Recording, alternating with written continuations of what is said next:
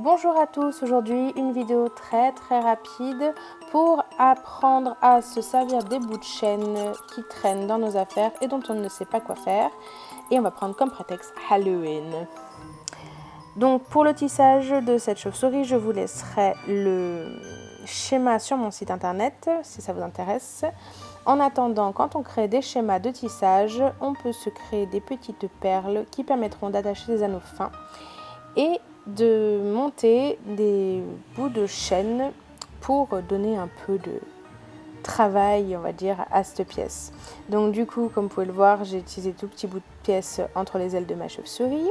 Je vais en utiliser une plus longue pour faire le rendu dessous, à laquelle je vais attacher un autre bout de chaîne qui ira sur le dessus. Je ne vais pas donner beaucoup de commentaires, je ne vous explique pas trop ce que je fais, en fait c'est en regardant que vous allez comprendre ce que je suis en train de faire. En gros, vos bouts de chaîne, il suffit de vous créer des bélières sur vos tissages, donc ou avec plusieurs perles, on peut en mettre 4 par exemple pour faire une bélière, ou avec vos anneaux dans une perle quand ils sont très fins.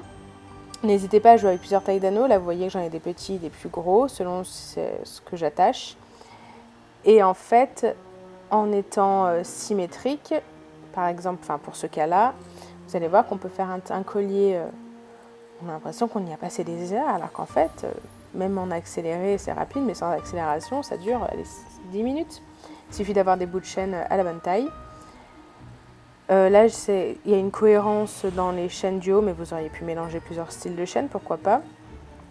Et du coup, la première chaîne que j'ai les 2 gros morceaux de chaîne que j'ai attachés, vous allez voir que je vais les rattacher sur la chaîne du tour de cou.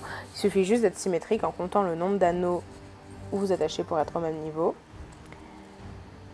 Et on va voir qu'après c'est pas compliqué. Si on s'est trompé, comme ça va être mon cas, et ben on regarde dans un miroir, on ajuste et on compte le nombre d'anneaux qu'il faut pour monter ou redescendre pour que la création tombe comme on veut. Ensuite un anneau, un fermoir pour pouvoir l'attacher. Donc là on teste, ça ne me va pas du tout, ça tombe trop, donc ce que je vais faire, je vais rouvrir mes anneaux, remonter de quelques mailles, je vais faire la même chose de l'autre côté.